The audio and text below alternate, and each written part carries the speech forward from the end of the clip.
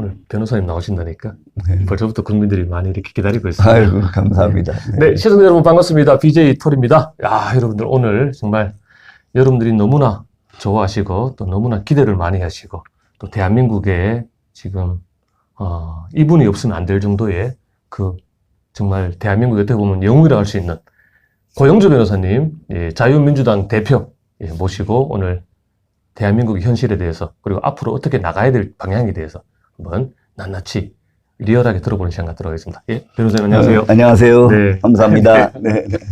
변호사님, 많은 분들이 또 네. 우리 고영주 변호사님의 그 활약상이라든가 예, 이런 부분을 기대하는데 예, 혹시 이 변호사님 모르시는 분이 또 있을 수 있으니까 예. 변호사님 소개를 잠깐 해주신다면. 예.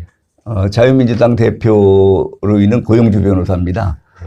저는 1976년에 사법시험 18회로 합격을 해서 78년에 사법연수원 8기로 졸업을 하고 검사를 시작을 해가지고 28년 동안 주로 공안검사를 했습니다. 그리고 마지막으로 서울 남부지방검찰청 검사장으로 퇴직을 하고 그 후로 제야에 나와서 뭐 국가정상화위원회 위원장, 통진당 해산본부 상임대표 이런 그 애국 활동을 해봤습니다. 예, 그리고 잘 아시다시피 통진당이 위원정당인 거를 제가 그 이론을 밝혀서 통진당이 해산되게 했습니다. 예. 진짜 대한민국에 아주 굵직굵직하고 큰 예. 그런 역할을 하셨는데요. 변호사님 방금 소개했지만은 제가 좀 찾아봤더니 아우 경력이 너무 화려하세요. 굉장히 화려하신데 검사장까지 하시고 예, 그러셨는데 지금 어떻게 보면은 변호사님의 어떤 공직 생활 플러스 또 시민사회 활동 이 두 가지로 나눌 수가 있는데 혹시 가장 내가 진짜 자부심을 느끼는 어떤 그런 시절이 있었습니까? 예, 제가 공안검사를 하면서 민중민주주의가 공산주의나 마찬가지로 이적 이념인 것을 제가 제일 처음 밝혀냈습니다. 그러면 민중민주주의가 공산주의나 마찬가지로 이적 이념인 것을 밝혀낸 것이 어떤 의미가 있느냐. 우리나라에서는 공산주의 선전선동이 허용되지 않지 않습니까? 그런데 민중민주주의가 이적 이념을 모르는 동안에 그 민중민주주의라는 이름으로 공산주의 이념 선전선동을 맘대로 해왔었습니다. 그러니까 지금 1974년도에 있었던 민청학년 사건 때만 해도 이미 그 당시에 민중민주주의 주장이 있었는데 아무도 그것이 공산주의나 마찬가지로 이적 이념인 것을 몰라가지고 그대로 방치했다가 제가 1985년에 민중민주주의가 이적 이념인 것을 밝혀냄으로써 그 이후로는 민중민주주의라는 이름으로 공산주의 이념을 선동하는 것을 막을 수 있었습니다. 그 완전 용어 전술이네요. 용어 혼란 전술이죠. 용어 혼란 전술. 예. 그 불임 사건 때까지만 해도 맘 놓고 공산주의를 주장하다가 불임 사건 때 자기네들이 공산주의자인 걸 알게 되면은 법원에서 불리한 처분을 받게 된다는 걸 알게 됐어요. 그 좌익 세력이 상층부에서 법정 투쟁 지침이라는 게 내려오는데 그 내용을 보면은 검거되면은 묵비권을 행사한다. 할 수 없이 자백을 했으면은 검찰이나 법원에 가서는 고문에 의한 허위 진술이다.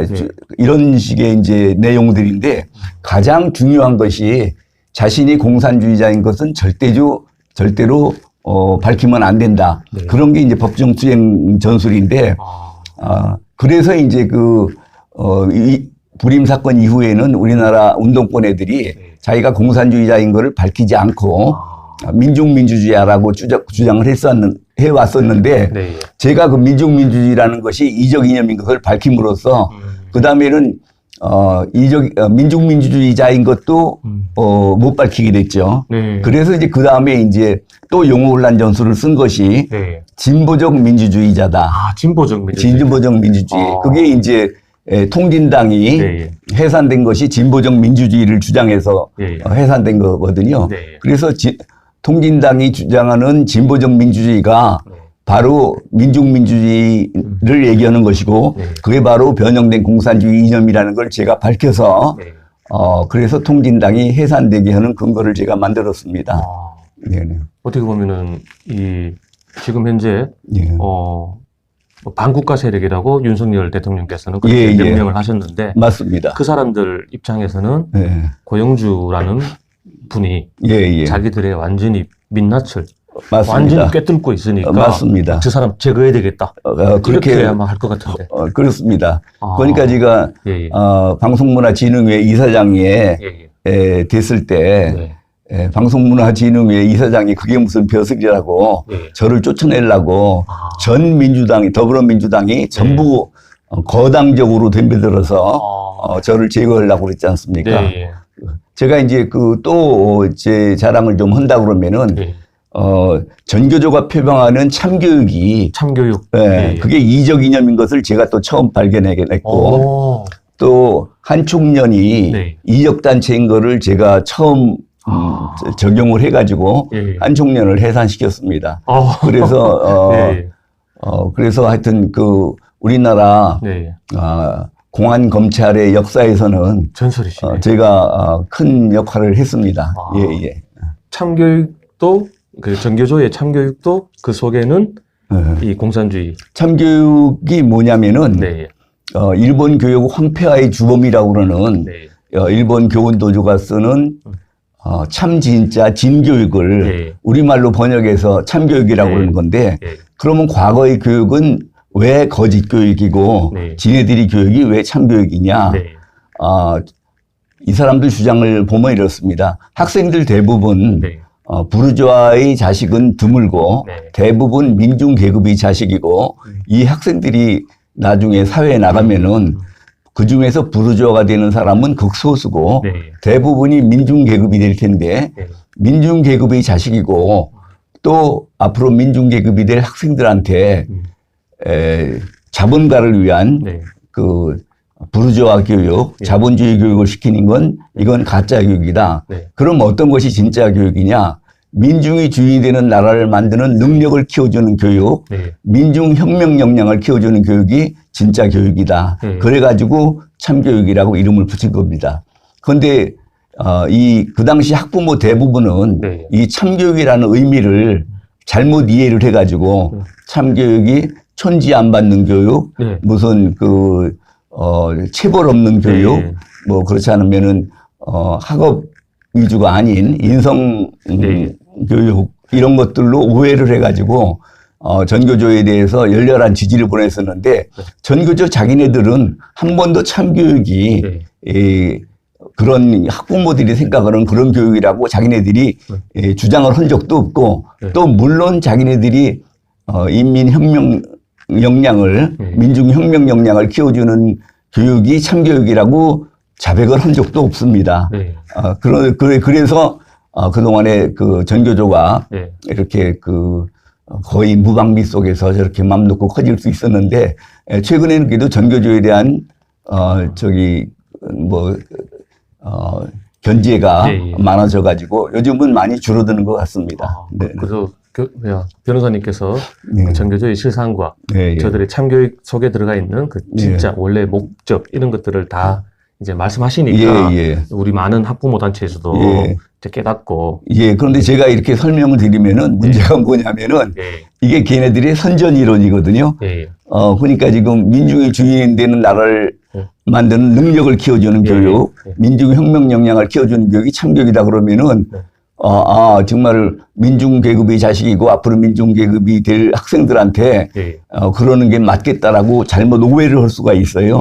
그런데 쟤네들이 주장하는 그런 민중민주주의 국가라든지 민중주권을 갖는 국가라든지 이런 것들은 공산주의의 실천 이론에 들어가면은 그게 전부 가짜거든요. 실천 이론에서는 이 노동자 농민의 주권이라고 그러던 것이 이게 민주주의 중앙집권제라는 이런 공산주의 조직 원리에 의해서 주권이 공산당한테 갔다가 그다음에 상임위원회로 중앙위원회로 갔다가 다시 정치국으로 갔다가 수령한테만 가게 돼 있거든요. 그래서 공산주의 국가는 말은 노동자, 농민이 주인이 된다고 그러지만 실제로는 수령이 이런 독재 체제가 되거든요. 아까도 말씀드린 것처럼 참교육으로 민중이 주인이 되는 나라를 만들면은 금방 다 제거되고 주권을 다 뺏기고 결국은 수령 1인 독재 체제가 된다는 얘기를 꼭 해줘야 국민들이 참교육의 선전 이론에 넘어가지를 않게 됩니다. 진짜 어떻게 보면 공산주의와의 최전선에서의 그 정말 투사, 전설이신 그런 변호사님이신데. 그러니까 지금 전형적인 종전의 공산주의 이론에 의하면은 그거는 많은 분들이 알고 계신데 우리나라가 또 6.25를 겪으면서 공산주의자들하고 투쟁을 해왔지 않습니까? 그런데 이렇게 공산주의에서 민족민주주의로 진보적 민주주의로 또 그냥 민주주의로 이렇게 용어 혼란 전술을 써갈 때 이런 변형된 공산주의 이론에 대해서는 그 당시 검찰에서 저밖에 아는 사람이 없어가지고 제가 계급이 낮을 때나 높을 때나 이 변형된 공산주의 이론의 이념의 공격에 대해서는 제가 최전선에서 방어를 해왔습니다. 요즘 젊은 친구들도 변호사님의 오늘 같은 이 말씀을 좀 깨우쳤으면 좋겠는데. 글쎄 말입니다. 근데 요즘 보면 또 이런 얘기 하잖아요. 아유, 지금 요즘 세상에 무슨 빨갱이냐. 요즘 세상에 무슨 또 이념 타령이냐. 공산주의 타령이냐. 이렇게 또 할 수 있는데. 변호사님 어떻게 생각하십니까? 그 이념이라는 게 뭐 따로 있고 민생이 따로 있다고 생각하는데 민생은 이념에서 나오는 겁니다. 민생은 이념에서 나오는 그렇죠. 자유민주 체제에서 민생은 이게 지금 복된 민생이 되는 거고 공산주의 체제, 공산주의 이념하에서의 민생이라는 거는 헐벗고 굶주리는 것밖에 없는 거죠. 그런데 민생하고 이념이 다른 것이 절대로 아니고 민생을 좋은 그 조건을 갖기 위해서 우리가 이점을 따지는 겁니다. 우선 그 사회주의 체제로 가면은 그런 좋은 민생은 기대할 수가 없지 않습니까? 그렇죠. 그건 뭐 현실로 봐도 세계 공산주의 국가 어느 국가를 봐도 그게 전부 수령 1인 독재 체제고 거기에 어디에도 노동자, 농민, 민중이 주권을 갖는 나라가 없거든요.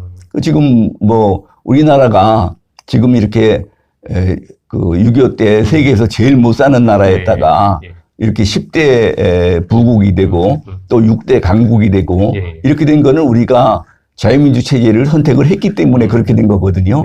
우리가 지금 공산주의 체제로 갔으면은 지금 김정은이 밑에서 신음을 하고 있겠죠. 그러니까 지금 민생과 이념이 절대로 다른 것이 아니다. 그리고 지금, 우리나라에, 5천만 국민인데, 무조건 북한 편을 드는 국민들이 20%나 됩니다. 어떻게 보면은. 20%씩이나요? 무슨 일이 있든지 북한 편을 드는 그런 국민이 20%가 됩니다. 그건 지금, 그러면, 윤석열 대통령이 반국가 세력이라고 한 사람들은 북한 편을 드는 사람이 반국가 세력이거든요. 이건 진짜로 엄청난 얘기죠. 진짜 20%씩이나? 뭐, 소련의 볼셰비키 혁명을 일으킬 때, 그 당시 참여한 사람이 한 1000여 명 된다고 그러는데, 지금 뭐, 우리나라로 보면은 1000만 가까운 사람이 그런 반국가 세력이라는 거는 엄청난 일이고, 진짜로, 사회가 엄청나게 지금 불안한 겁니다.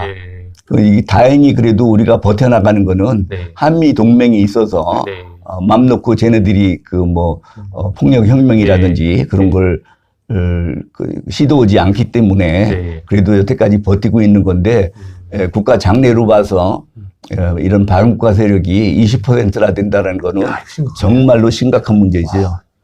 그리고 20%씩이나 그리고 황장엽 씨가 와서 우리 남한 내에 간첩이 5만 명이라고 그랬잖아요. 그 뒤로 김국성 씨가 내려와서 우리 지금 간첩이 15만 명이라고 그러잖아요. 그런데 그 간첩에 의해서 포섭된 사람들이 얼마나 더 많을지 모르죠. 참 와, 소름이 돋네, 소름이 돋아. 예. 야, 진짜. 자, 오늘, 예, 변호사님의 말씀 중에 핵심 중에 한 가지가 나왔습니다, 여러분들. 이념은 곧 경제다. 민생이다. 따로 갈 수가 없는 거다. 이념이 있어야지 경제도 있고 민생도 있고 우리 대한민국 국민들의 행복과 복지가 다 있는 거다. 이게 오늘 우리 젊은 친구들이 꼭 좀 알았으면 좋겠습니다. 그 요즘 애들 또 그런 얘기하면 또 고리타분하니 뭐 이렇게 듣잖아요. 그래서 제가 오늘 한번 아주 정확하게 표현해 주셨습니다. 예. 근데 제가 그 변호사님 한번 오늘 인터뷰할 거라고 한번 제가 한번 이력을 한번 좀 제가 좀 조사를 해봤는데 변호사님이 서울대학교 화학공학과 출신이시더라고요. 근데 화학공학과 갔다가 또 사법시험에 도전을 했어요. 제가 원래 꿈은 대학교를 졸업하고 미국에 유학 가서 공부하고 와서 공대 교수가 되는 것이 꿈이었습니다.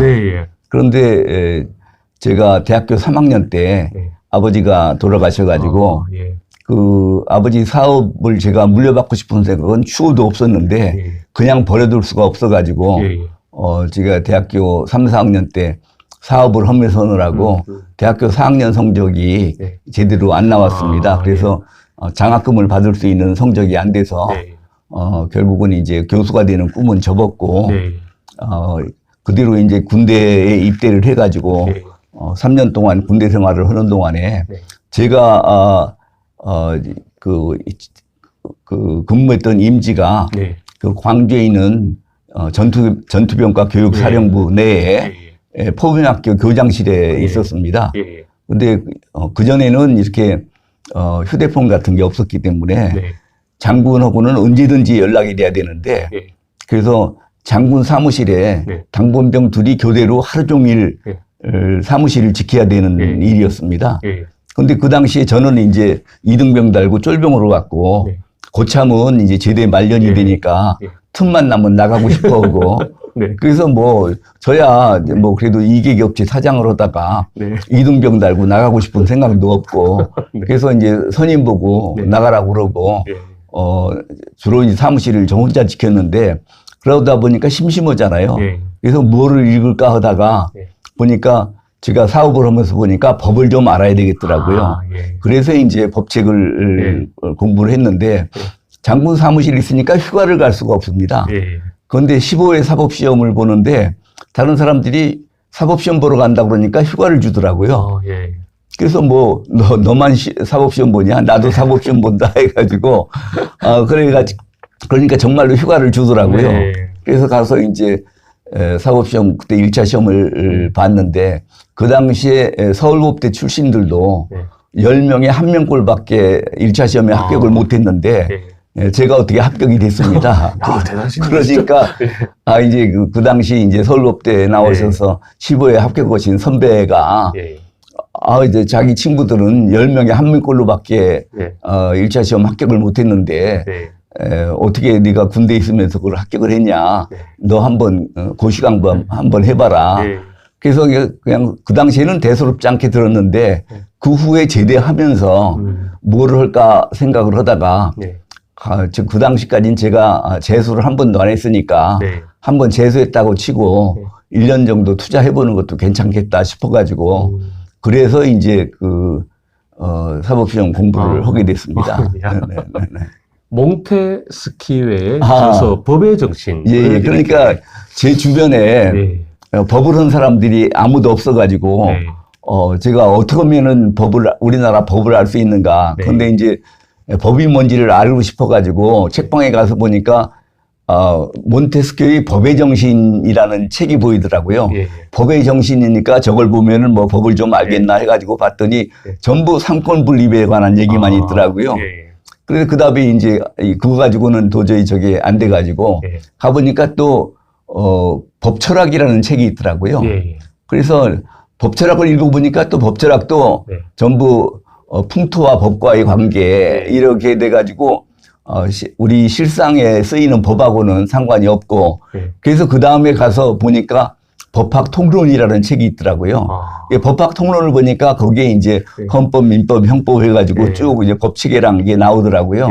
그래서 이제 제가 이제 헌법서부터 책을 사가지고 쭉 한번 읽었는데 그러다가 이제 아까 말씀드린 것처럼 네. 15회 네. 사법시험 1차를 그야말로 한번 제가 어느 정도 아는지 시험해보고 싶기도 했고, 와, 그래서 이제 사법시험 본다고 하고서는 휴가를 받아갔던 거죠. 예. 야, 진짜, 머리가 천재신데요.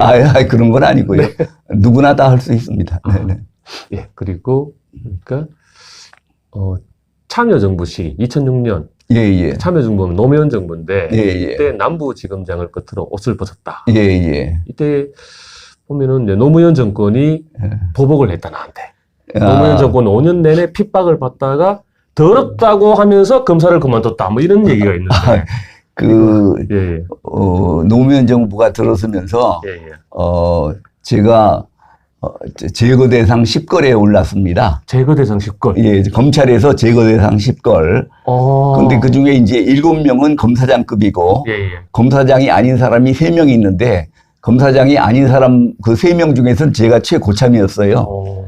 그런데 이제, 검찰에서는 쫓아내는 방법이 인사상 불이익을 줘가지고 불만을 품고 나가게 하는 방법밖에 없거든요.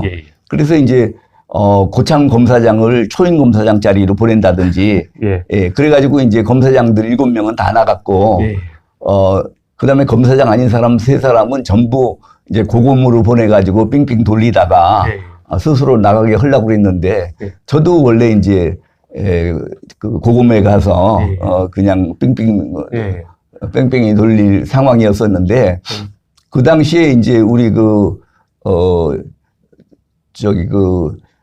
당시 공안부장이었던 분이 쭉 가면서 봐라. 이게 갑자기 얘기하려니까 전함이 잘 생각하는데 그 공안부장님이 이제 초임 검사 자리인 청주 검사장으로 발령이 났어요.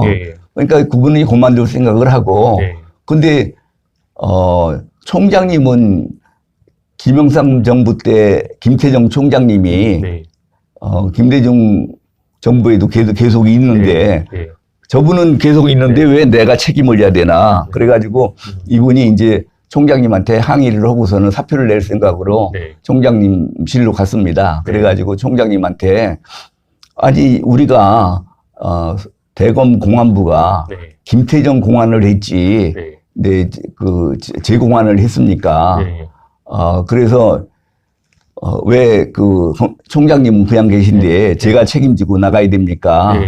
이렇게 얘기를 하고서 지금 이런 식으로 하면은 앞으로 누가 공안 업무를 하겠습니까? 이러면 안 됩니다. 그러니까 그 당시 이제 제가 얘기를 들으니까 김태정 총장께서 그래 알았어 그럼 어떻게 해주면 되나 이렇게 말씀을 하신 모양이에요.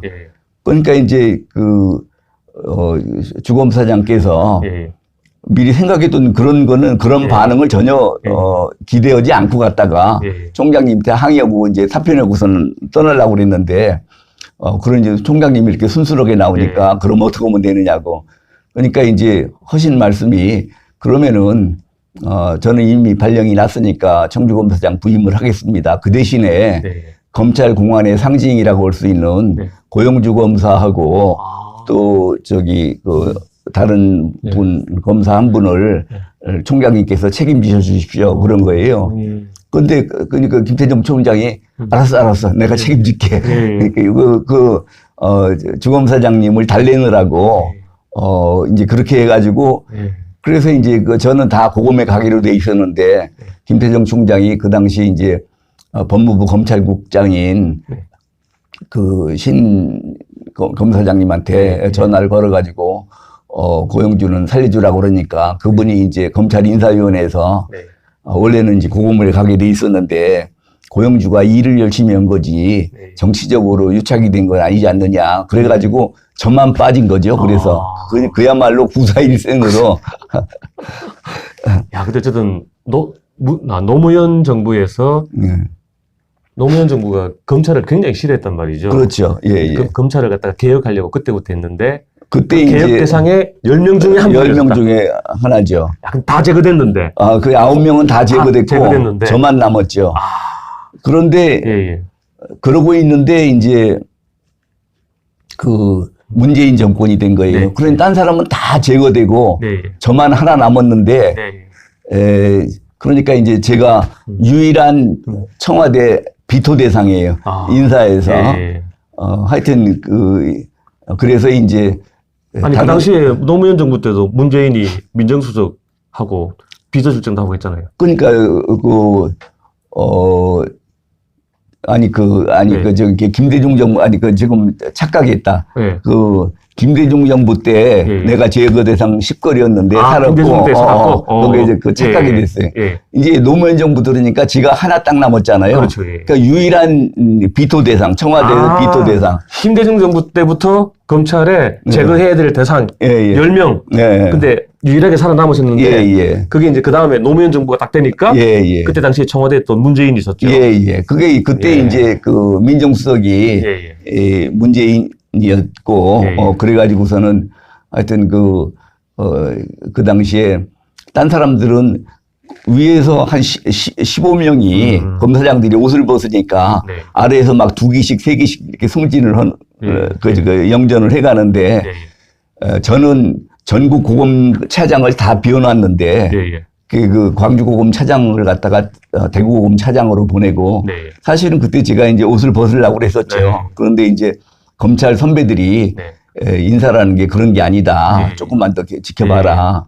이제 그러고 있는데 이제 그 당시에 강금실 법무부 장관이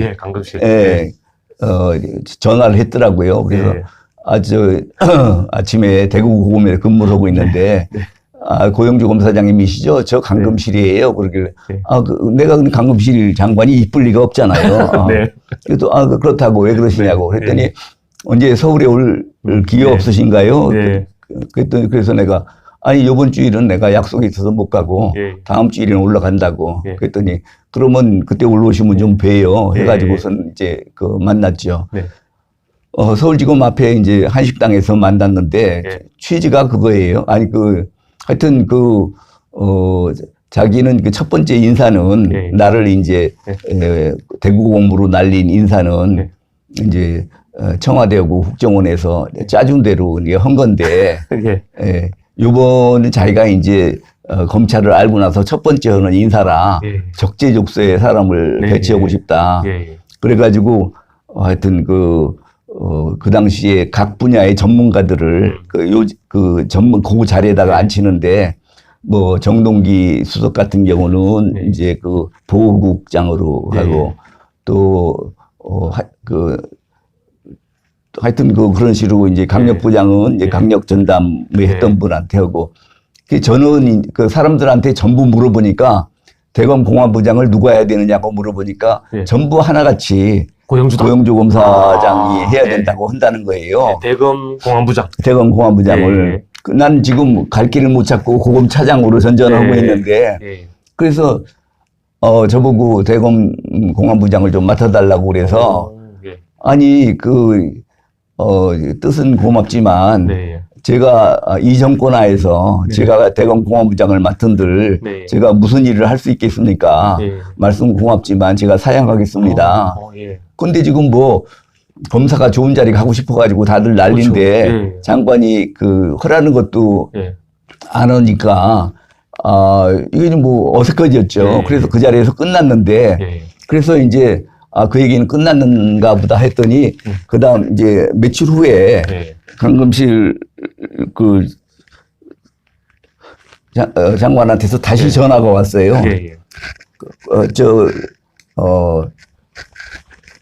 고영주 검사장님이시죠? 저 강금실이에요. 저 지금 청와대 들어가는 중입니다. 대검 공안부장 꼭 맡아주셔야 합니다.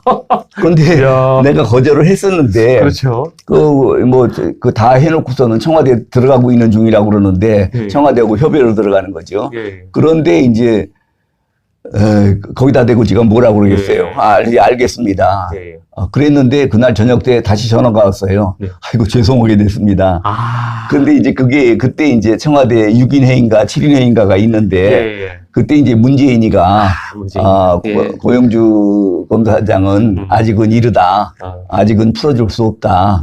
그래서 이제 청와대에서 비토해가지고 제가 안 됐는데 예. 그때 이제 청주지검의 검사장으로 있던 고시 1년 후배가 이제 이병기 검사장이 그 몸이 아파가지고 이제 병원에 입원해 있는데 청주에 그 몰래카메라 네. 사건이 터져가지고 예. 수사지휘열 검사장이 없다고 예. 저보고 좀 미리 가달라고 예. 그래가지고 예. 그래서 사실은 그거 아니었으면 제가 고급 차장이나 전전하고 있을 텐데 예. 제가 청주 내려가가지고 네. 몰래카메라 사건은 송광수 총장님 말씀에 의하면은 절대로 해결될 수 없다고 생각을 했는데 예. 그걸 어떻게 해결이 냈느냐. 예. 하여튼 뭐 그럴 정도로 어려운 사건이었거든요. 예. 그걸 제가 이제 해결해내고 그래서 이제 그 다음에 대검 감찰부장 갔다가 남부검사장 갔는데 고검장 승진은 안 시켜줄 게 뻔하고 그러니까 네. 그래서 내가 나왔죠. 그 당시에 이제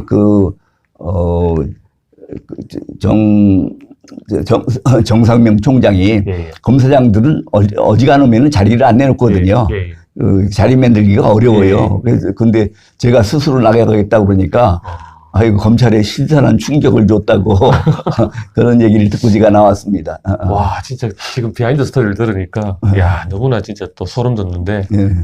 뭐 아마 다들 예상은 하시겠지만 예. 문재인이 그 당시 네. 고영주 검사장님을 네. 비토를 한 어떤 이유가 있을 텐데 간첩인 걸 시인하는 겁니까? 기본적으로는 네. 이제 제가 불임 사건에 예. 사실은 제가 주임 검사가 아니고 예. 주임 검사는 누구죠? 울산에 이게 늙으니까 이제 완전히 저게 다 기억이 안 나는구나. 검사장인데 저는 이제 그 당시에 예. 4차례에 걸쳐가지고 22명이나 구속되는 큰 사건이었기 때문에 예. 공안부의 남은 검사들이 그 수사 지원을 했습니다. 그러니까 저는 수사를 지원한 검사인데 사람들이 이제 저를 주임 검사로 이제 잘못 알고 있는 거는 제가 이제 불임 사건을 노무현 대통령이 되고 나가지고 불임 사건은 자기가 인권을 알고 사회를 알고 정치를 알고 그렇게 해서 자기를 대통령이 되게 한 사건이다 그래가지고 굉장히 신성시 하는 그런 얘기를 해서 불임 사건은 인권운동이나 민주화운동이 아니다. 그거는 명백한 공산주의 운동이었다. 이렇게 이제 제가 치받고 이제 그러면서 되니까 친노 그룹에서는 제가 아주 미운 사람이 됐죠. 그러니까 이제 노무현 대통령이나 노무현 대통령은 저는 그렇게까지 할 사람은 아니라고 봅니다. 근데 이제 문재인이가 밑에서 이제 보좌를 하면서 저는 안 된다고. 문재인은 이제 자기가 불임 사건 그러니까 지금 노무현 대통령이 불임 사건 수사에서 대통령이 됐다고는 그렇게 그런 얘기를 하니까 친노 그룹에서는 불임 사건이 그런 신화적인 존재가 그렇죠. 되고 그러니까 성력이 돼야 되겠죠. 문재인이도 거기에 올라타려고 자기도 불임 사건을 무료 변론했다. 노무현 변호사와 함께. 그게 모든 자료가 다 그렇게 돼 있어요. 네이버라든지 뭐 이런 거에. 그런데 사실은 불임 사건 때는 자기는 시보였기 때문에 자기가 변호는 못했거든요. 아마 뒤에서 심부름이나 했겠죠. 그리고 실제로 변호인이 된 것은 1차 재심 때 2008년도에 자기네들이 유죄받는 게 억울하다고 그래가지고 재심 청구를 할 때 문재인이 거기에 변호인을 했는데 밖에다가는 이제 김일성이가 사실은 김정일을 낳을 때 소련 병영에서 낳았는데 김정일을 백두산 밀영에서 낳았다고 그렇게 신화를 조작하잖아요. 그거나 마찬가지로 노무현 대통령이 불임 사건을 무료 변론할 때 자기도 같이 무료 변론한 것처럼 그런 식으로 신화 조작을 했다가 이제 저하고 다투면서 그게 이제 다 드러난 거죠. 드러난 거죠. 그게 영화 변호인의 맞습니다. 맞죠? 예. 영화배는 보셨습니까? 안 봤어요. 난 걔네들한테 돈 1,000원도 보태줄 수가 없어서 무조건 거짓말을 할 텐데 그래서 안 봤습니다. 저는 근데 얘기는 다 들었습니다. 예. 완전히 그것도 약간 변호사님 입장에서 봤을 때는 말도 안 되는 얘기죠. 왜곡이 많이 된 거죠. 독서 모임 뭐 하는 사람들을 검찰이 미쳤다고 남 공부하는 사람들을 갖다가 붙잡아다가 공산주의자로 만듭니까? 그러니까 지금 그때 1980년대부터 우리나라 대학가에서 일제히 의식화 학습이 시작됐는데 그때 의식화 학습을 한 것이 의식화 이념 교육이 아니고 그냥 독서 모임이라고 그러면은 우리나라가 지금 이념 성향이 이렇게 됐겠습니까? 다 그때 그 공산주의 운동하고 공산주의 또 혁명론 공부하고 그래가지고 지금 해서 문재인 정부에 이르러서 그 전대협 애들 한총련 애들이 우리나라를 완전히 공산화하려고 헌법까지 개정하려고 했었잖아요. 그런 게 다 있는데 그 당시는 완전히 그 순수한 독서 모임이었다. 이게 좀 말도 안 되는 소리죠. 네. 참 그 저도 그때는 우리 이 활동을 하기 전이라서 아무 그냥 일반인 입장에서 그 변호인을 봤거든요. 1,000만이 넘은 영화예요. 맞습니다. 국민들은 그냥 다 속아버려요. 저 사람이 노무현이다. 노무현을 이렇게 한 거다라고. 그러니까 그 2008년도 재심 사건에서는 그대로 다 원심이 유지가 됐는데 2013년도에 그 노무현 변호인 영화가 나오면서 2014년에 재심을 했는데 이 대법관들도 속아가지고 그거를 무죄로 만들어 버렸잖아요. 미치겠다. 영화를 보고 대법관들도 영화를 보고. 아니 지금 우리나라 지금 그 뭐 문재인이도 판도란가 뭐가 영화 보고서는 원전을 탈원전을 했고 진짜 요건 지금 서울의 봄도 마찬가지라고 그러더라고요. 그 지금 무슨 우리나라 국민들이 역사를 영화를 가지고 역사로 생각을 해서 아직 국민 수준이 정말 문제예요. 의식 수준이. 맞습니다. 지금 또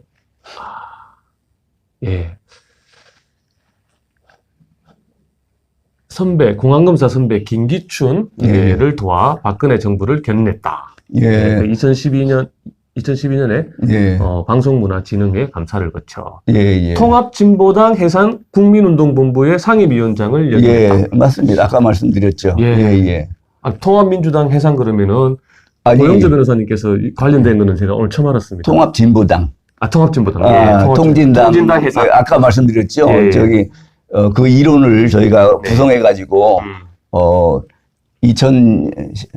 조금 자세히 말씀드리면은 2011년도 여름에 그 조갑재 대표님하고 그 당시 서정갑 본부장님하고 같이 식사를 하는데 이분들이 흥분해서 말씀을 하시더라고요. 지금 민주노동당 하는 짓을 봐라. 저게 어떻게 조선노동당이지 대한민국 정당이라고 할 수가 있느냐. 어떻게 지금 우리 이 제도에 위원정당 해산 심판 제도가 있지 않느냐. 저거를 어떻게 좀 해산시킬 수 없느냐. 그래서 사무실에 가서 제가 그 통합진보당 홈페이지에 들어가가지고 그 민주노동당 홈페이지에 들어가가지고 강령을 보니까 거기에 이제 진보적 민주주의 얘기가 있고 민중 주권을 확보하자. 민중이 주인이 되는 나라를 만들자. 그러니까 민중민주주의라는 말을 못 쓰니까 내용은 민중민주주의 얘기를 하면서 그거를 진보적 민주주의라고 했더라고요. 저는 보니까 딱 알죠. 그래서 됐다 하고서는 이제 그걸 가지고 하는데 이제 문제는 뭐냐면은 위원정당이 되려면은 그 아무 헌법 조항이나 어겨서 되는 게 아니고 헌법 조항 중에서 민주적 기본 질서에 해당되는 조항을 위반해야 위원정당이 됩니다. 그런데 이제 우리나라 헌법 1조가 주권 재민 아닙니까? 주권은 국민 주권주의거든요. 그래서 근데 쟤네들이 지금 얘기하는 진보적 민주주의는 국민 주권이 아니라 민중 주권을 주장하는 거거든요. 그래서 이거는 그 헌법이 위반되는 거니까 그러면은 이제 됐다 하고서는 이제 우리나라 그 헌법재판소에서 과거에 우리 헌법 중에 민주적 기본 질서에 해당되는 조항이 어떤 것들이 있느냐 네. 쭉 정리해 놓은 게 있거든요. 그게 뭐, 저기 시장 경제라든지 네. 상권 분립이라든지 또 사법부 독립이라든지 뭐 이런 그 정당 제도라든지 복수 정당 제도 뭐 이런 것들이 쭉 있는데 그 헌법 제1조가 국민주권주의를 선언한 건데 민주적 기본 질서의 내용 중에 국민주권주의가 빠져 있는 거예요. 그래서 이게 웬일이냐 하고선 그 국민주권주의가 빠질 수가 없는 건데 그래가지고 이게 지금 우리나라 헌법재판소에서는 주로 독일 연방, 서독 연방 헌법재판소 결정문을 많이 베끼거든요. 그럼 한번 서독 연방 헌법재판소 결정문을 보자. 그래가지고 서독 연방 헌법재판소 결정문을 보니까 맨 앞에 국민주권주의가 나와 있더라고요. 그 뒤는 순서까지 하나도 안 바꿨는데 우리 헌법재판관들이 국민주권주의가 무슨 뜻인지를 몰라가지고 국민주권주의를 빼버린 거예요. 이거는 필요 없는 조항이라고 해가지고. 그래서 이제 어쨌든 우리는 민주적 기본 질서가 서독 연방 헌법재판소에서 인정을 했으니까 그래서 이제 그걸 근거로 해가지고 위헌정당 해산심판 청원을 했죠. 왜 청원을 하냐면은 그거는 그 헌법재판소에서 청구할 권리는 정부에만 있어요. 민간단체는 없고. 그래서 이제 청원을 했는데 그러고서 서너 달 되니까 민주노동당이 딴 당하고 합쳐가지고 통합진보당이 됐어요. 그러니까 이제 민주노동당이 없어졌으니까 정당 해산 심판 청구라는 게 무의미해졌잖아요. 그래서 이제 그만뒀다가 그 다음에 통합진보당이 하는 걸 보니까 민노당이나 똑같고 강령을 찾아보니까 똑같더라고요. 그래서 다시 이제 22년에 아니 이제 12년에 다시 이제 법무부에 위헌정당의 해산 심판 청구를 통합진보당에 대해서 했죠. 그런데 이명박 정부 끝까지 아무런 적이 없는 거예요. 나중에 청와대에서 이제 우리 그 애국진영에서 들어가서 통진당 해산 좀 시켜달라고 그러니까 이명박 대통령은 아이고 그런 거는 시민사회단체가 좀 허지 그러느냐 그러는데 시민사회단체는 할 권한이 없거든요. 정부만이 할 수 있다고 그랬잖아요. 근데 전혀 그런 관심이 없더라고요. 근데 2013년이 됐는데 그래서 이제 박근혜 정부가 들어와서 이제는 다시 한번 해보겠다고 했더니 그거는 이제 김기춘 실장님하고도 이제 그 뒤로 만나서 통합진보당을 위헌정당으로 해산해야 된다고 말씀도 드렸고, 건의를 그러고 또 다 자료도 다 드렸고, 그래서 이제 아까 말씀드린 것처럼 김기춘 실장님이 박근혜 대통령을 설득을 해가지고 박근혜 대통령이 그야말로 어려운 결단을 내려서 통합진보당을 해산심판 청구를 하게 됐고 그걸 수행한 것이 황교안 장관이죠. 그 당시 법무부 장관이었고 어쨌든 시작은 그 고영주 변호사님이 그 당시에 그렇죠. 제가 이론 구성도 제가 했고 이론 구성도 그러고 이렇게 대통령을 설득하는 작업도 제가 했고 그런 거죠. 그리고 뭐 자꾸 늦어지니까 통합진보당 해산 그 결정이 늦어지니까 우리가 거의 매일 헌법재판소 앞에 가가지고 집회도 하고 그러셨구나. 그게 이제 빨리 재판을 하고 촉구한 것도 저희가 했고 그러니까 처음에 이론 구성한 거 또 그 대통령을 설득한 거 헌법재판소 앞에 가서 항의를 한 걸 전부 저희가 한 거죠. 야, 이쯤에서 여러분들 고영주 변호사님께 박수 한번 좀 줬습니다. 아이고, 고영주 감사합니다. 자유민주당 대표님께 박수 한번. 감사합니다. 변호사님이 좋습니까? 대표님이 좋습니까? 아니 뭐 저는 아무거나 다 좋습니다. 네, 박수 한번 여러분들. 야, 기립박수 치고. 아유, 감사합니다.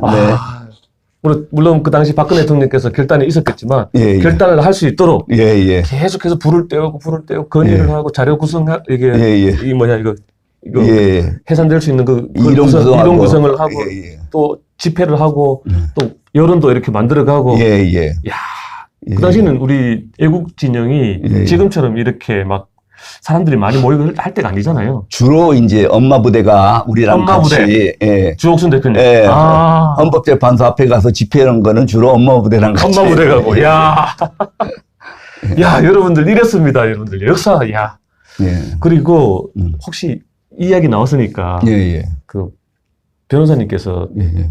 또 이거 말고 또 몇 가지를 더 제안을 하신 걸로 또 아. 소개를 할 수 있습니까? 혹시 방송에서? 아니, 물론이죠. 예, 지금 그러면은 전교조 법의 노조화 하는 거. 전교조 잘 법의 노조. 아시다시피 예, 예. 전교조가 표방하는 참교육이 예, 예. 이적 이념인 걸 제가 밝혔잖아요. 예, 예. 그래가지고 제가 이제 변호사를 할 때 예, 전교조를 이적단체 구성죄로 예, 예. 고발을 몇 차례 했어요. 아, 예. 근데 아무도 그거를 조사하려고는 검사가 없는 거예요. 아, 예, 예. 모르니까. 예, 예. 그래가지고서는 결국 결론이 안 나고 예. 이적단체로 처벌하려고 그러면은 검찰이 해야 되는데 예. 검찰이 그걸 못하니까 네. 그 다음에 할 수 있는 방법은 법의 노조, 예. 이게 법상에 예. 노조 인정을 못 받도록 하는 거. 네. 그게 이제 그 조합원이 아닌 사람이 네. 이 교사 아닌 사람이 전교조에 들어와 있으면은 네. 그거는 노조라고 못한다고 예. 법에 돼 있거든요. 예. 법령에. 예. 예. 그래서 이제 그걸 근거로 해가지고 네. 노조에서 제외시켜라. 네. 법의 보호를 못 받도록 해라. 네. 그렇게 이제 그것도 이제 그 노동부에다가 여러 번 네. 청원을 했고 아. 그게 안 돼서 이제 그것도 김기춘 실장님을 통해서 대통령께 예. 설득을 해서 예. 그렇게 전교조도 법의 노조화 하도록 노동부가 조치를 취하고 예. 그래서 그때부터 법의 노조로 됐는데 예. 나중에 또 문재인이 들어와가지고 그러니까. 그걸 다 다시 원복시켜버렸죠. 원복시켜버렸잖아요. 예. 예, 예. 야, 여러분들 전교조 법의 노조. 음. 전교조 법의 노조 이것도 그 뒤에는 네. 고영수 변호사님이 시작을 하신 거라고 지금. 그래서 어쨌든 그 대통령께 그 당시 박근혜 대통령께 예. 김기춘 비서실장을 통해서 이렇게 예, 예. 보고가 되도록 해서 예. 또 전교조도 법의 노조 됐는데 문재인 들어와가지고 또 그 당시 예. 이제 박근혜 정부는 전부 다 적폐로 몰리면서 예. 박근혜 정부 때 했던 것들은 전부 다 최서원 씨가 한 거다 이런 식으로 프레임 맞습니다. 짜서 몰아서 예, 예. 그것도 전부 다 예, 다시 예. 원복 다. 예, 예. 또 하나 더 있지 않습니까? 그 현대사 국정교과서, 교과서가 역사 왜곡 문제. 예. 그게 이제 우리가 공무원 시험 문제도 조사해보고 예. 그런데 이게 지금 완전히 북한에서나 볼 만한 시험 문제가 나오고 예. 학교 교과서도 그 모양이고 그래서 이거를 시정을 해야 된다. 예. 그 현대사 왜곡된 현대사를 시정할 것을 부탁을 드렸죠. 예. 그래서 그것도 자료를 다 드리고 그래가지고 역시 예. 그것도 예. 대통령을 설득을 해서 예. 대통령도 그 문제는 진짜 쉽게 이해를 하신 것 같아요. 대충 그런 역사 왜곡 문제는 예. 그거는 진짜 안 되겠다 예. 하셔가지고 예. 그거는 교육부에다가 예. 그 국정교과서 왜냐면은 검정교과서를 하니까 네. 전교조에서 방해를 해가지고 전국의 어느 학교에서도 예. 건전한 교과서를 채택을 못하게 해요. 예. 그러니까 도저히 방법이 없잖아요. 예. 검인정 교과서가 7, 8가지가 있어도 네. 이 제대로 된 검인정 교과서는 다른 전교조 선생들이 와서 예. 채택을 못하게 합니다. 예. 그래서 할 수 없이 이제 국정교과서를 만들 생각을 하신 거죠. 예. 그래서 이제 국정교과서 하기로 했는데 예. 그 당시 교육부가 그걸 빨리 시행했으면 좋은데 예. 그때 황 누굽니까 저기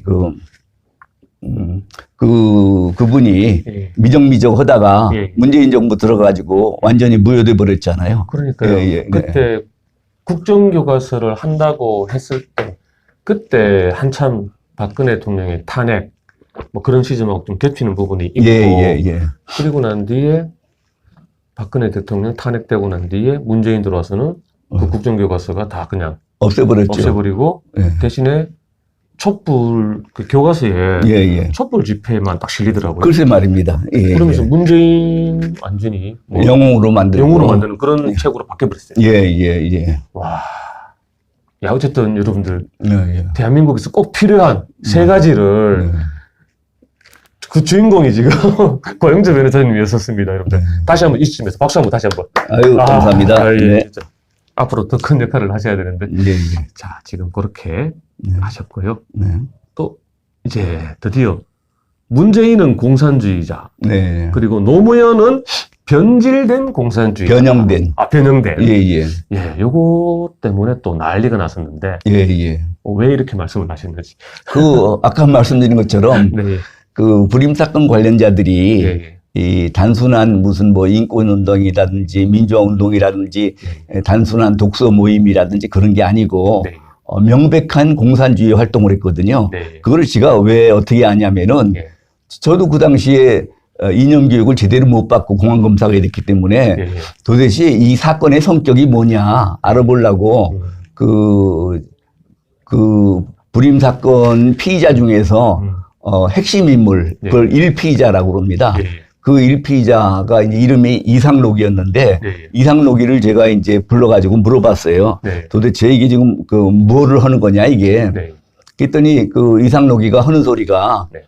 검사님은 역사의 발전 법칙도 모르십니까? 네. 역사란 게 생산력과 생산관계의 모순관계에서 발전돼 나가는 것인데 예. 그래서 원시 공산사회에서부터 고대 노예제 사회, 예. 중세 봉건 사회, 근세 자본주의 사회를 거쳐서 예. 곧 공산주의 사회로 되게 돼 있습니다. 예.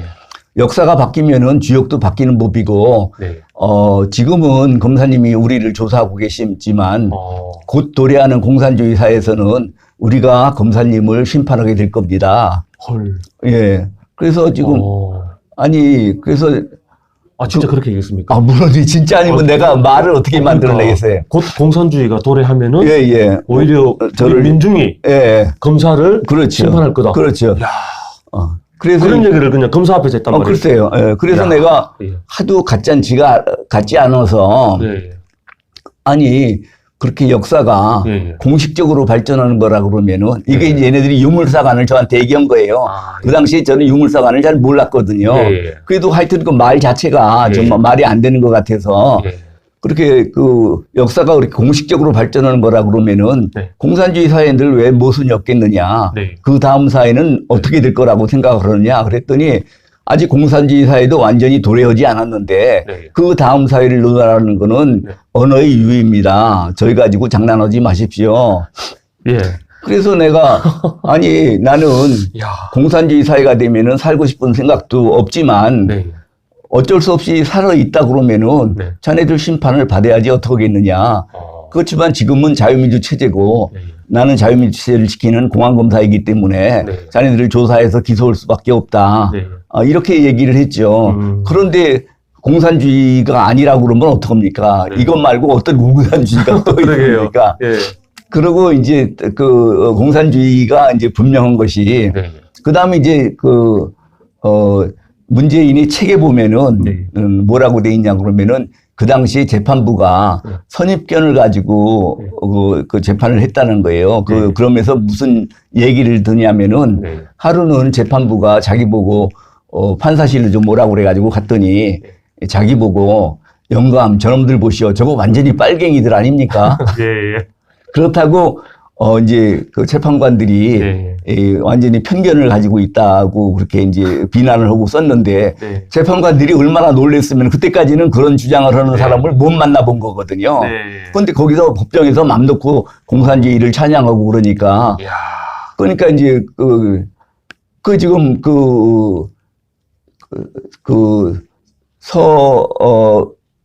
변호사님 이름이 뭐죠?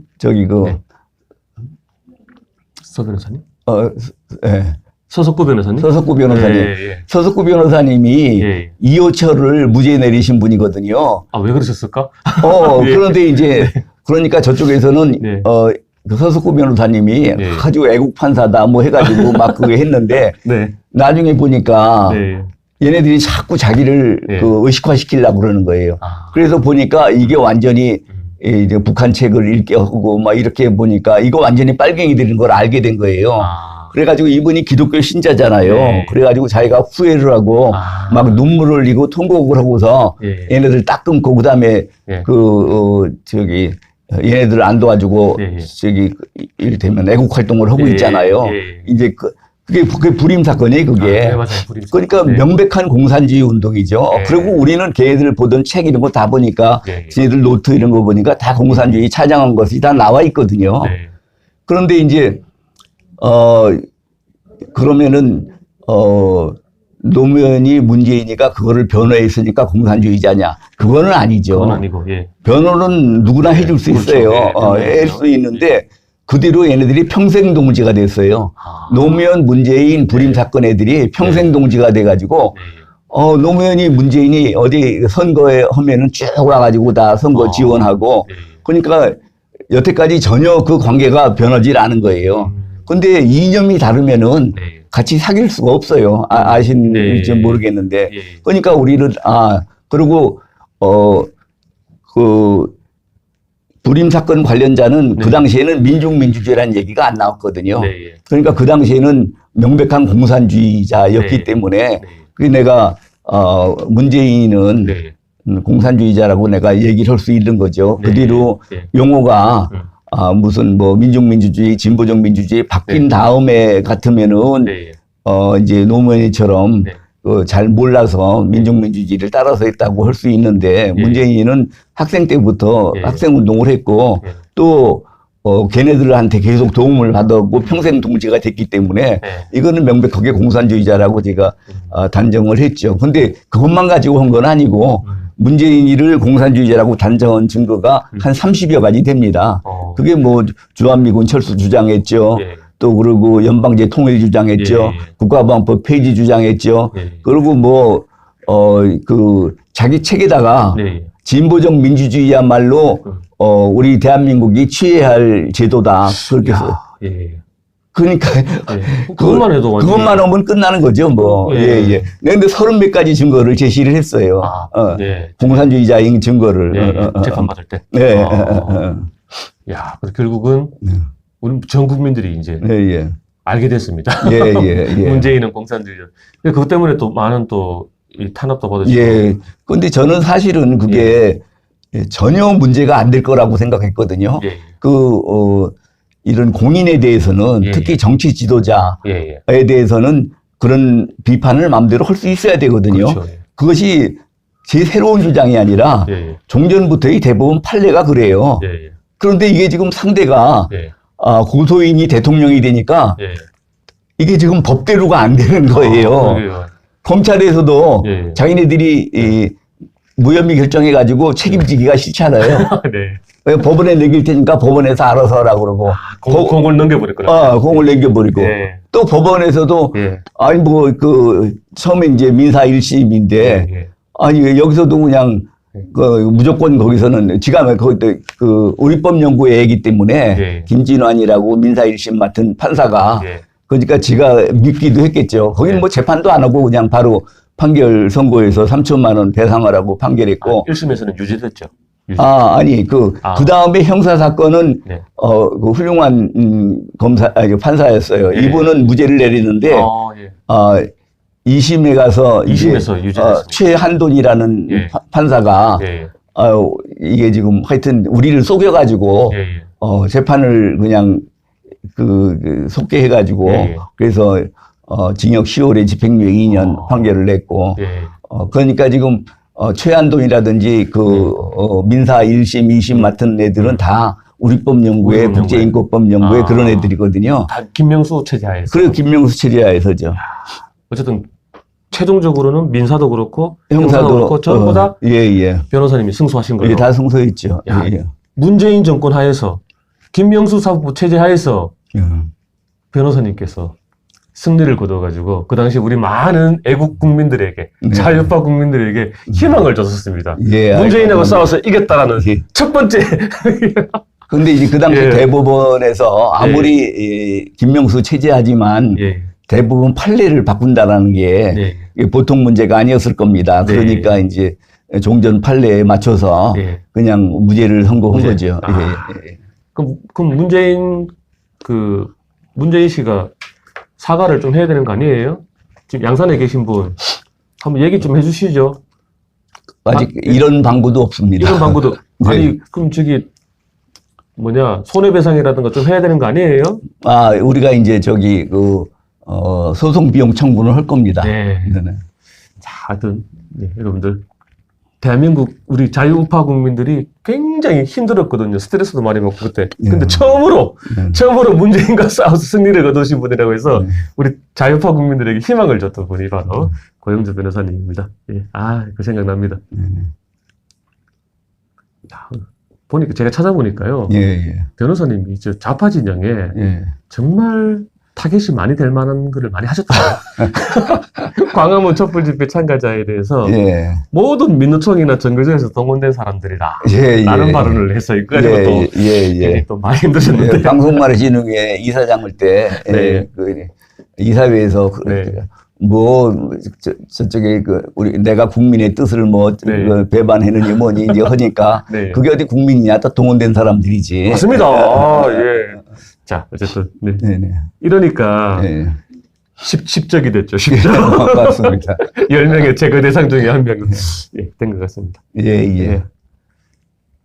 자, 그리고 변호사님 이제 그 다음 거 들어가기 전에 변호사님 그 통계 조작 진짜 이거는 있어서는 안 되는 일이거든요. 그렇죠. 대한민국을 완전히 분식회계시켜서 맞습니다. 대한민국을 망하자고 하는 거거든요. 맞습니다.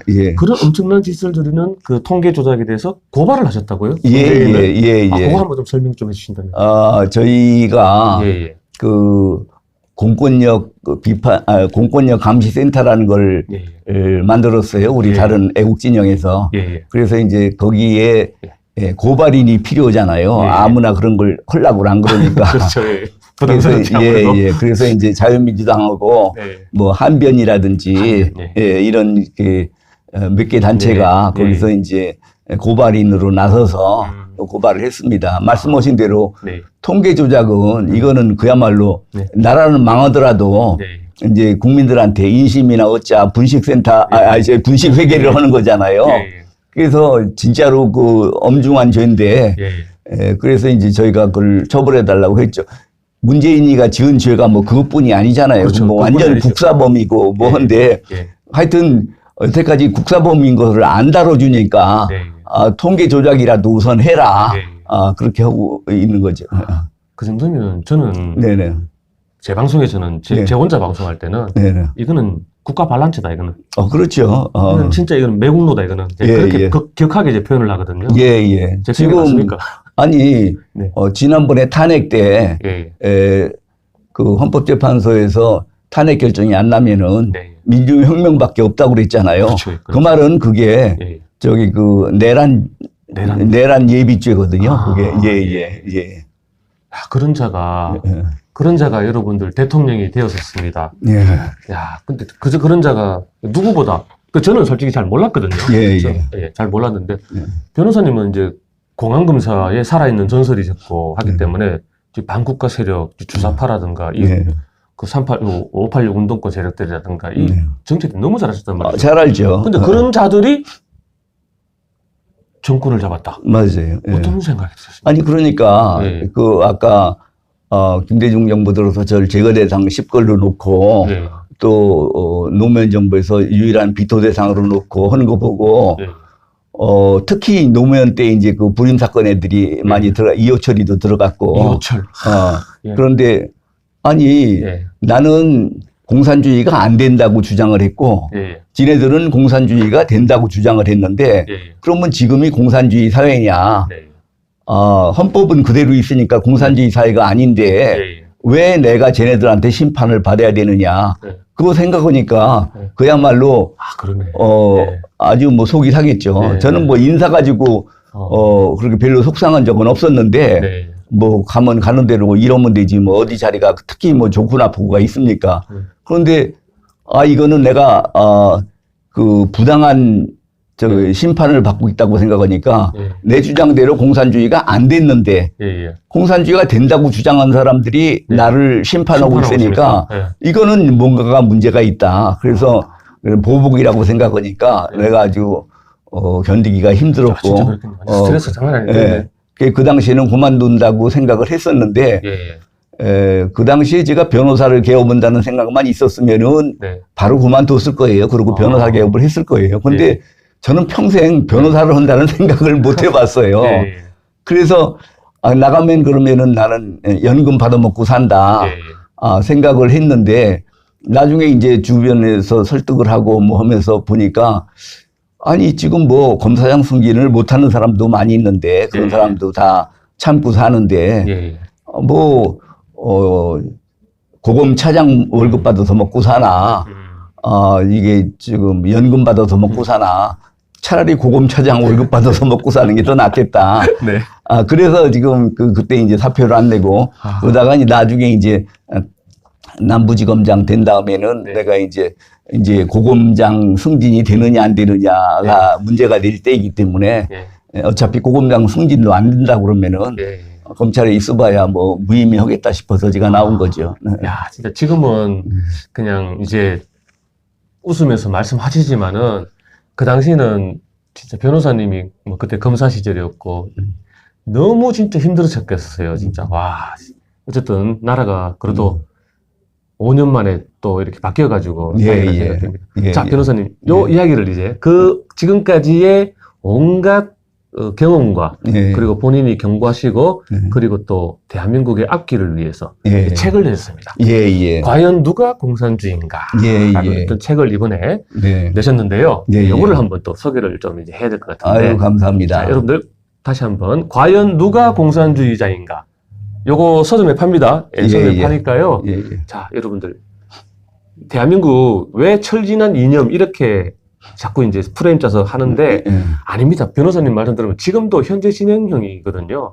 그때 그 세력들이 지금 뭐 국회에 지금 진보당으로 해서 들어가 있고 맞습니다. 민노총을 장악하고 있고 그리고 또 이재명이가 그 경기동부이라고 하고 이 짬짬이가 되어서 또 성남시장, 경기도지사, 당대표까지 지금 다 해놓고 있단 말이에요. 지금도 지금 현재 진행형입니다, 여러분들. 요걸 책 소개를 하는데 책 내용 보니까 또 아주 또 좋은 내용이 많았어요. 제가 준비를 했습니다. 한번 여기 보시면요, 여기 공산주의자들의 5가지 사기 수법, 그리고 운동권 NLPD 해부, 통진단 전교조 해산 비하는 아까 말씀했으니까 빼고, 그리고 공산주의자들의 5가지 수법 여기 뭐예요? 지금 제가 이 공산주의를 다루는 공안검사로서 공산주의 이념을 뭐라고 정의하면 좋겠나 해서 제가 정의를 내렸습니다. 사회적 약자를 이용해서 정권을 획득하려는 사기극이다. 그러면은 왜 사기극이냐? 노동자 농민들한테 혁명이 성공되면은 나라의 주인이 되고 하여튼 그 천국이 이루어질 것처럼 그렇게 얘기를 해놓고 정작 혁명이 성공을 하면은 노동자 농민은 가지고 있던 주권도 뺏기고 모든 권리와 자유를 다 뺏기게 되고 그러니까 뭘 큰 걸 줄 것처럼 했다가 있는 것까지 다 뺏어가 버리니까 이건 사기 아닙니까? 그런데 이제 왜 저런 사기에 넘어가느냐? 이거는 그 공산주의자들이 사기 수법이 기기묘묘하기 때문에 그렇습니다. 대개 이제 그 5가지 사기 수법을 쓰는데 뭐냐면은 첫 번째가 이론이 이중구조로 돼 있어요. 우리가 알고 있는 공산주의 이념은 전부 이게 공산주의자들이 선전 이론이지 자기네들이 실천하는 이론이 아니에요.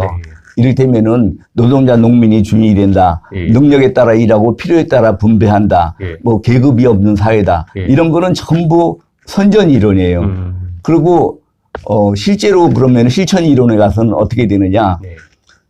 권력은 계급 간에 나눠 가질 수 없다. 농민을 믿지 마라. 노동자한테 농민하고 같이 갈 생각하지 말라는 거예요. 왜 농민을 믿지 말라고 그러냐? 그럼 농민은 땅에다가 농사를 짓는 사람들이기 때문에 땅에 대한 애착이 강하다는 거예요. 자기 소유, 소유욕이 강하다는 거죠. 그래서 언제든지 부르주아들과 영합할 수 있는 그런 기회주의적 속성을 가지고 있다는 거예요. 그러면은 노동자 농민이 주권자라고 그랬다가 농민을 빼버리니까 그것도 거짓말이지만 그럼 농민은 주권자가 될 수 있는, 노동자는 주권자가 될 수 있느냐? 그 수많은 노동자가 어떻게 그 올바르게 주권을 행사하겠느냐? 그래서 자기네들 민주집중제, 민주주의 중앙집권제라고 그러는 건데 민주집중제 그게 공산당 조직 원리입니다. 거기에 따라서 노동자의 주권을 공산당한테 위임하라. 그러면 이제 자기 주권을 공산당한테 줘버렸으니까 노동자는 주권자가 아니잖아요. 예. 그러니까 지금 그러면은 공산당은 그럼 주권자가 될 수 있나? 예. 공산당도 수십만 명, 수만 명인데 네. 어떻게 공산당에서 효과적인, 효율적인 주권 행사를 할 수 있겠습니까? 네. 그래서 공산당의 그 주권을 그 상급 기관인 중앙위원회에다가 위임하게 돼 있어요. 이것도 네. 민주집중제나 마찬가지죠. 예. 그럼 중앙위원회도 수십 명, 수백 명인데 네. 이 사람들이 어떻게 효율적인 주권 행사를 할 수 있겠어요? 네. 그래서 그 주권을 예. 다시 정치국에다 위임하고 예. 정치국도 또 수십 명인데 어떻게 이 사람들이 예. 효율적인 주권 행사를 할 수 있겠어요? 예. 그래서 효율적인 주권 행사를 위해서 민주집중제 이론에 의해서 수령한테 위임을 하게 되어 있습니다. 예. 그러면 이 주권이라는 게 절대적인 권력이거든요. 예. 자유민주체 한 국가에서 주권이라는 거는 예. 절대적인 권력이 주권에 반발하는 사람은 그 나라에 살면 안 돼요. 예. 그거는 그 반항해도 안 예. 되고 그러니까 지금 수령 한 사람만 수령한테 주권을 가지고 예. 그 사람이 전권을 모든 거를 예. 하고 노동자 농민이 일찌감치 주권을 뺏겨버렸잖아요. 그러니까 대한민국은 국민에게 주권이 있는데 예. 공산주의 국가에서는 노동자 농민 주권 그 국민들한테 주권이 없는 거예요. 말은 그렇게 하면서 밖에다가는 예. 너희들이 주권자다라고 해놓고 그 자기 정권을 획득한 다음에는 예. 주권을 다 뺏고 예. 그 수용 1인만 주권자가 되는 거죠. 예. 그게 이제 그 사기수법, 예. 사기수법. 예. 선전 이론과 실천 이론이 전혀 다르다. 아, 예. 두 번째가 용어 혼란 전술을 씁니다. 예. 예. 그러니까 지금 우리나라에서 민족 그러면은 한 결에 이렇게 생각하잖아요. 예. 북한에서는 민족 얘기하면은 네. 그건 주한미군 철수라는 뜻을 포함하고 있어요. 아, 예. 그리고 평화 그러면은 우리나라에서는 전쟁이 없는 상태를 평화라고 생각하잖아요. 네. 근데 북한에서는 온 세상이 공산화된 상태를 평화라고 그래요. 아, 그러니까 우리 민족끼리 평화를 이루자 그러면은 네. 주한미군 몰아내고 완전히 공산화시키자 이 뜻이에요. 이게 용어가 쟤네들하고 쓰는 게 달라요. 예. 그리고 민주주의란 말도 예. 쟤네들이 공산주의라는 건 기본적으로 자유민주 체제를 네. 공격하기 위해서 생겨난 이론이거든요. 네. 그런데 공산주의는 경제적으로도 공산주의고 네. 정치적으로도 공산주의예요. 네. 자유민주주의는 네. 정치적으로는 자유민주주의고 경제적으로는 자본주의예요. 네. 그런데 자본주의에 대해서는 네. 공산주의라는 용어를 가지고 자본주의를 공격하기는 쉽습니다. 사람들 감정에 호소하기가 네. 자본주의 그러면 사람을 무시하는 것 같이 생각이 되잖아요. 네. 그래서 이제 공산주의 가지고 자본주의를 공격하는 건 쉬운데 민주주의는 국민이 주의라고 그러니까 네. 이거를 공산주의라는 말 가지고 공격하기가 어려워요. 네. 그러니까 얘네들이 어떤 꼼수를 쓰느냐. 네. 너희만 공산주의냐. 네. 우리도 공산주의다. 네. 왜 너희가 공산주의냐. 너희는 자본가가 주인은 자본주의 부르주아 민주주의고 우리는 프롤레타리아가 주인이 되는 프롤레타리아 민주주의다. 네. 그래서 너희나 우리나 같은 민주주의인 건 마찬가지다. 이게 말도 안 되는 궤변이죠. 네. 그래 놓고 나선 계속 너나 나나 같은 민주주의다 그러면은 이걸 없앤다는 명분이 안 쓰잖아요. 네. 그 다음에 가서는 뭐라고 하냐면은 네. 너희는 말만 국민이 주인이라고 그러지만 네. 그 어떻게 모든 국민이 다 주인이 되느냐. 주인이 있으면 종이 있고 지배자가 있으면 피지배자가 있는 거지. 네. 그러니까 너희들은 말만 국민주의라고 해놓고 네. 실제로는 네. 소수의 자본가가 다수인 프롤레타리아에 대해서 독재를 하는 네. 그런 그 부르주아 독재 또 부르주아가 주인인 부르주아 민주주의다. 네.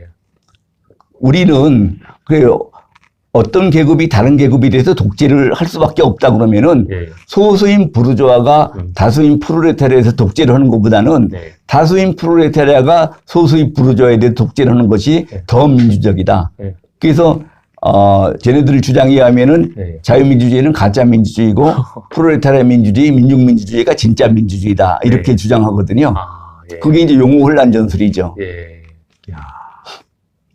저도 막 헷갈리는데 지금 그렇게 말씀하니까 와 이렇게 해서 용어 혼란을 내서 국민들을 사기쳐서 야 알겠습니다. 그런 내용들이 지금 책에 다 지금 있다. 책에 다 적혀 있는 거예요. 세 번째가 궤변이고, 궤변. 그 네 번째가 억지. 억지를 잘 써요, 쟤네들이. 네. 그다음에 5번째가 반복 선전인데 그런 건 책에 보면 자세하게 나와 있습니다. 알겠습니다. 근데 이제 저 책을 왜 만들게 됐느냐? 이게 아까 말씀드린 것처럼 공산주의 이념에 그럼 속아 넘어가지 않으려면 어떻게 해야 되느냐? 이념 교육을 받아야 돼요. 제대로 된 이념 교육을. 그런데 우리나라에서는 이념 교육을 할 수 있는 강사가 없어요. 이걸 내용을 아는 사람이 없으니까. 그래서 지금 저밖에 없어가지고 제가 지금 돌아다니면서 하고 있는데 확산이 돼야 되는데 확산이 안 돼요. 아니, 검사들도 봐야 될 것 같은데. 물론이죠.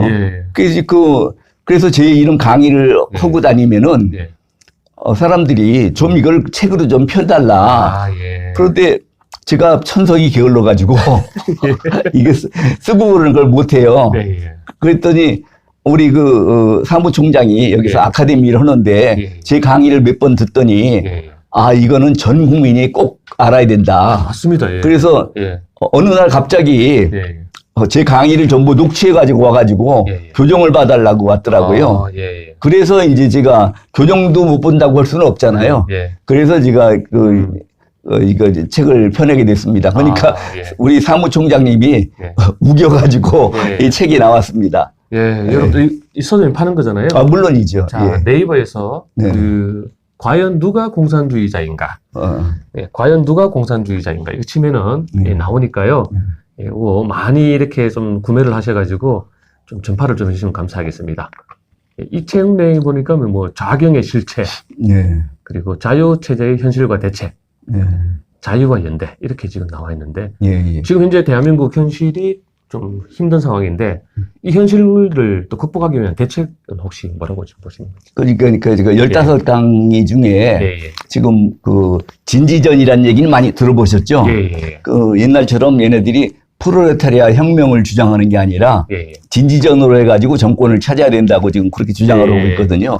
그런데 이제 진지전 얘기는 말씀들을 많이 하면서도 진지전을 어떻게 보면 깰 수 있느냐 얘기를 잘 안 하신다고요. 그래서 제가 이제 그 진지전을 어떻게 깨면 되느냐, 그거를 이제 말씀을 드리는 거예요. 쟤네들이 아까 말씀드린 것처럼 좌익의 진지전 돌파 전략. 그 참교육을 말은 참교육이 무슨 하여튼 뭐 좋은 것처럼 하지만 실제로는 아까 말씀드린 것처럼 민중 혁명 역량을 키우는 교육이라고 그랬잖아요. 참교육이. 이제 그런 것이 쟤네들이 말은 그럴듯하지만 실제로는 이게 종북 그런 그 내용이다. 종북 공산주의를 선전하는 내용이다. 그 실체를 밝혀주면은 이게 진지전을 깰 수 있다. 그러니까 저거를 너희들이 그래봐야 이게 공산주의 이념 선전하는 거야. 이걸 밝혀주면은 쟤네들이 이제 말이 막히게 되는 거죠. 교육에서의 헤게모니를 참교육이 잡고 있는데 참교육이 저게 사실은 종북 이론이다. 그거를 밝혀주면은 이제 참교육을 깰 수 있거든요. 그래서 이제 다시 자유민주주의의 이념으로 다시 이제 무장을 할 수 있게 하면 된다. 이제 그런 내용이죠. 어쨌든 현재 문제점과 그 대책까지도 지금 기술에 넣었으니까요. 여러분들 책에 보시고 지금 여기서 다 말하면은 그 책 안 사거든요. 그래서 여기서 맛만 보여주고 나머지는 책을 좀 이렇게 사셔가지고 봐주시고 그리고 또 박문진 이사장. 박문진 이사장 하셨잖아요. 그래서 아마 MBC, 현재 지금 MBC가 완전히 죽어는 미친놈들 돼버렸어요. 그게 지금 제가 박문진 이사장 할 때는 MBC가 우리나라에서 가장 공정한 방송이라고 자유우파 사회에서 알려졌었는데. 그때 김장겸 사장인가? 그렇죠. 그런데 이제 그 뒤로는 그 우파는 MBC를 보면 안 되는 걸로 다 돼 있었잖아요. 근데 지금은 또 MBC가 굉장히 좋아졌답니다. 그 순위가 올라갔답니다. 왜냐면은 좌익들이 전부 MBC만 본답니다. 그러니까요. 그 지금 그 MBC 조작 방송. 걔들이 왜 그렇게 조작 방송을 지금 하고 있는 건지. 그건 뭐. 민노총 언론 노조 때문인가요? 맞습니다. 민노총이라는 게, 이게 이제 노동자들이 정치 세력화를 목적으로 하는 단체예요. 그러니까 저게 노동조합이 아니고 노동조합 같으면은 근로자의 권익을 신장시키는 게 목적인데 지금 민노총은 노동자의 정치 세력화를 위한 그 정치 조직이기 때문에 지금 뭐 저거는 완전히 지금 그 민노총 그쪽을 중심으로 하는 좌익 세력들이 전부 잡고 있거든요. 그러니까 그렇게 되죠. 그러면은 과거에 통진당을 해산시켰듯이 민노총도 해산시켜야 되는 거 아닌가라는 또 한번 의문을 갖게 됩니다, 제가. 근데 정당 해산 제도는 있는데 우리나라에는 기타 이적단체 해산 제도가 없어요. 이적단체 해산 제도는 없습니까? 이것도 문제구만. 알겠습니다. 변호사님의 경험에 맞춰서 또 그 대책까지도 지금 다 있습니다. 그리고 여기 보니까 이승만 대통령 관련된 게 있어요. 자, 이승만 대통령 관련 거죠. 책이 여러분들. 이승만 대한민국 건국 대통령. 보면 만화책이거든요. 이거는 어떻게 또 만화책으로 또 이렇게.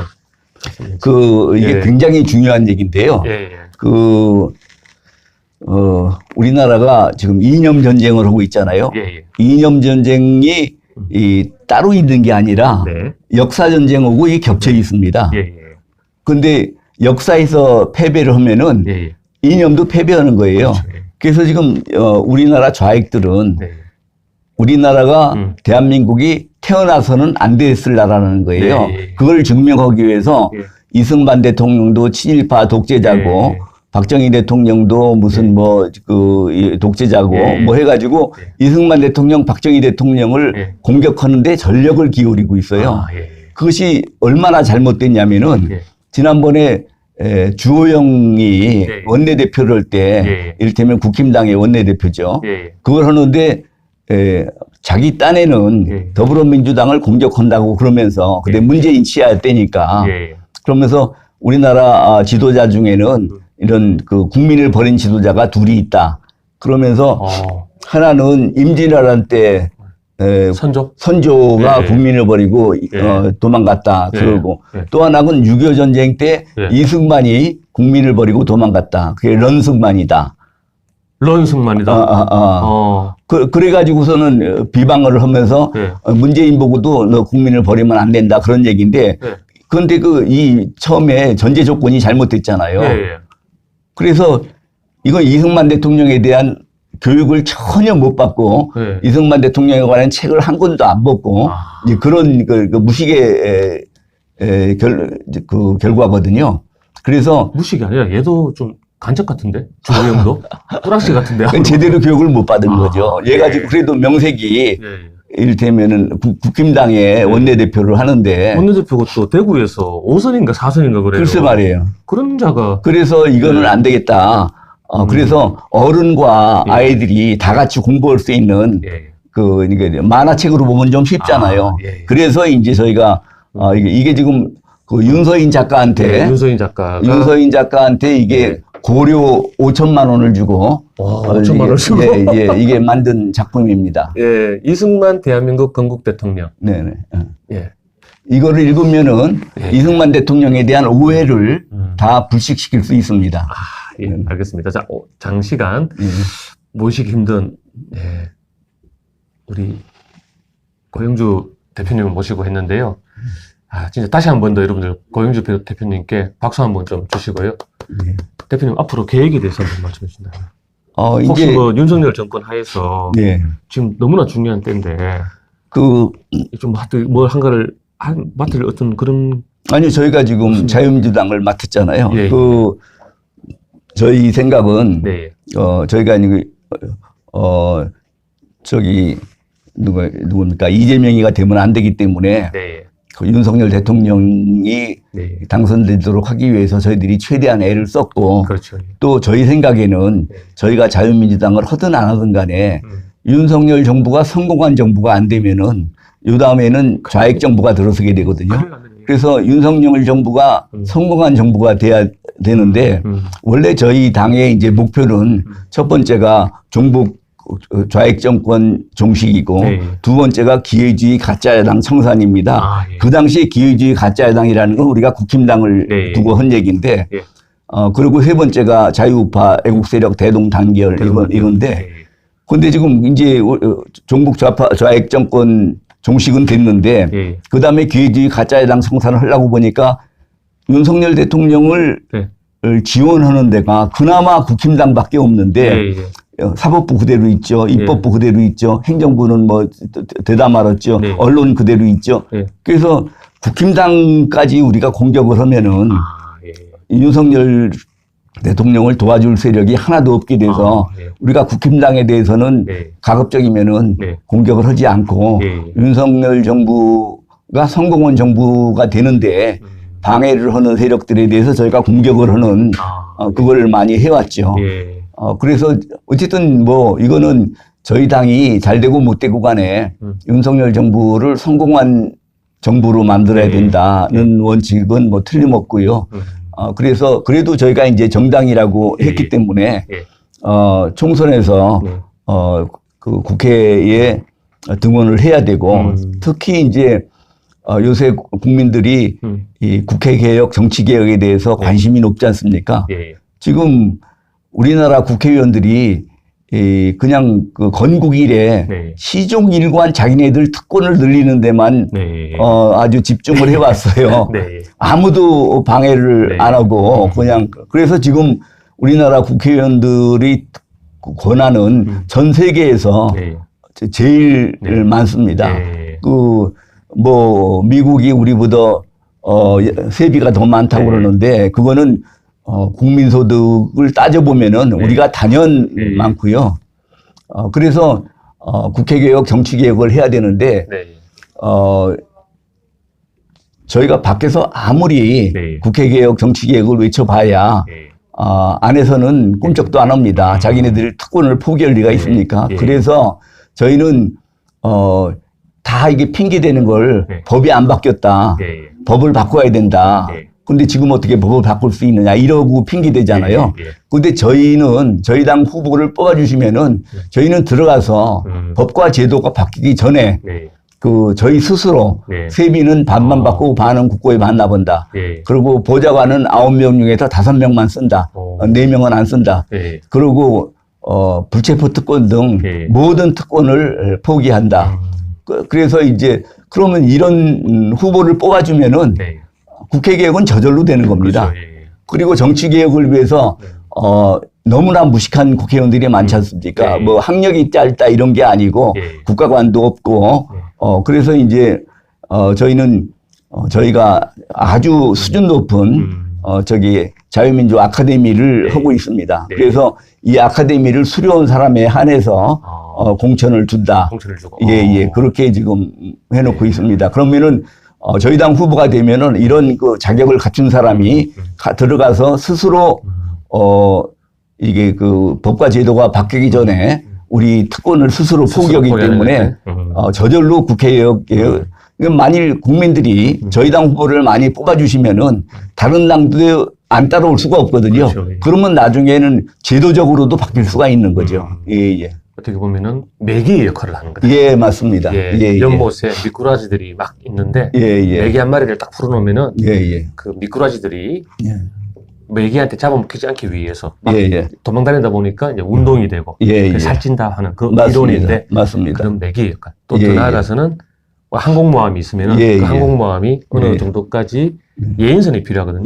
그 예인선의 역할을 하겠다라는 그런 말씀이셨습니다. 자, 오늘 BJ 토론 방송에 출연해서 감사합니다. 아유, 수고 많으셨습니다. 마지막으로 우리 국민들께 한 말씀 올리고 방송 마치겠습니다. 지금 뭐 책 선전하는 것 같지만 우리 정치를 하실 분이 아니어도 대한민국 국민으로 살으시려면은 최소한도 여기 그 과연 누가 공산주의자인가 이 책을 한 번씩 보셔야 대한민국 국민으로서 진정한 자격이 있다고 생각을 합니다. 오해하지 마시고 이 책을 많이 봐주시기 바랍니다. 감사합니다. 네, 감사합니다. 지금까지 대한민국의 전설 고영주 변호사님과 함께했습니다. 감사합니다.